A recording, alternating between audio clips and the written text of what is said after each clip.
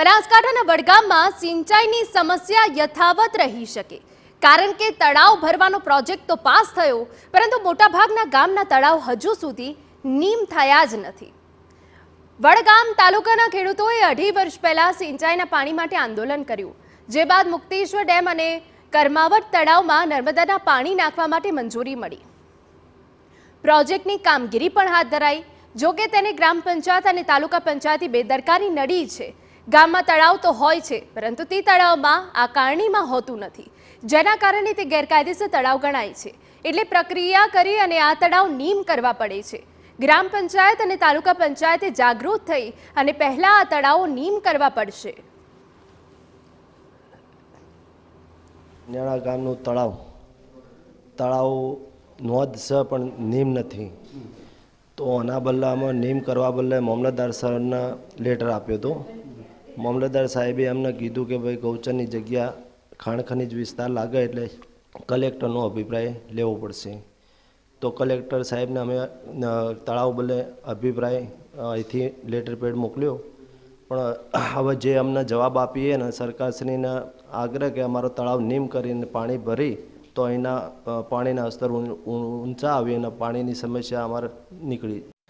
છનિયાણા ગામમાં survey number 583ની અંદર તળાવ છે સ્થળ ઉપર, પણ તળાવનો ઉલ્લેખ નથી ઉતારામાં, 7/12ના ઉતારામાં। તો એના માટે તળાવ નેમ માટે અમે મામલતદાર કચેરીમાં દરખાસ્ત આપેલી હતી અને મામલતદાર કચેરીમાંથી પત્ર આવ્યો હતો કે આ વિસ્તાર ખાણ ખનીજ વિભાગને લગતો છે, ગ્રેનાઇટ ખનીજ સભર વિસ્તાર છે, તો જેથી કરીને ભૂસ્તરશાસ્ત્રીનું જરૂરિયાત પડી કે ભૂસ્તરશાસ્ત્રીનો સુઝાવ લેવો।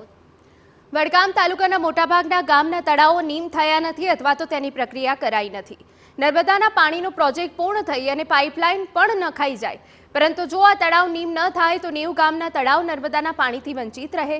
મુક્તેશ્વર અને કરમાવત પ્રોજેક્ટમાંથી 134 તળાવ ભરવાના છે, જેમાં વડગામ તાલુકાના 90 મળી કુલ 134 તળાવ ભરવાની યોજના છે, જેના માટે 540 કરોડના ખર્ચે ઊંઝાના મોટી દાઉથી વડગામના મુક્તેશ્વર અને કરમાવત સુધી પાઇપલાઇન નાખવામાં આવશે।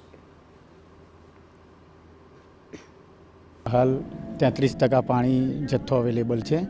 શિયાળુ સિઝનનું પાણી હાલ ચાલુ છે કેનાલમાં। 2 પાણી આપણું હાલ અપાઈ ગયું છે, 2 પાણી હજુ આપવામાં આવશે ને બાકીનું પાણી ઉનાળા સિઝનમાં રિઝર્વ રાખવામાં આવશે ડેમમાં। પીવાના માટે રિઝર્વ રાખવામાં આવશે। હાલ ખેડૂતોને આપવામાં આવે છે, ટોટલ 4 પાણી આપવાના છે। મુક્તેશ્વર ડેમનો પ્રોજેક્ટ શરૂ થઈ ગયો હોવાથી ખેડૂતોમાં ખુશીનો માહોલ છે। તેમને આશા છે કે નર્મદાના પાણી વડગામ તાલુકામાં આવશે। પાણીના તળ નીચા હોવાથી અને ખેતી વરસાદ આધારિત છે, જેના કારણે ખેડૂતો કાગડોળે તેમના ગામડાઓમાં તળાવ ભરાય તેની રાહ જોઈ રહ્યા છે।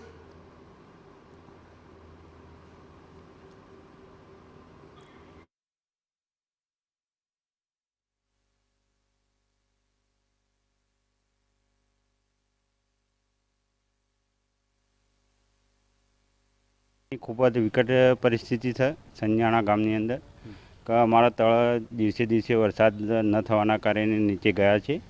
તો તળાવનું જો પાણી આવે અને એનાથી તળ ઊંચા આવી શકે તો અમારા અહીંયા લોકો જે વસે છે ખેડૂતોને ખૂબ જ સારો એવો ફાયદો થઈ શકે છે।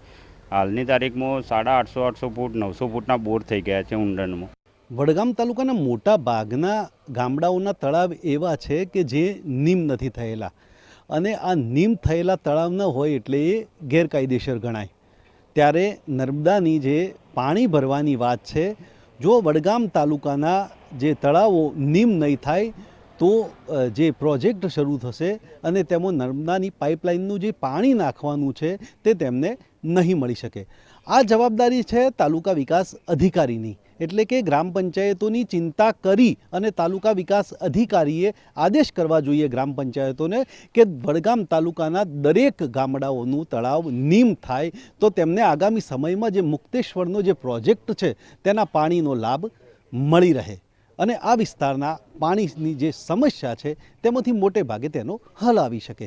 અતુલ ત્રિવેદી, TV9 બનાસકાંઠા।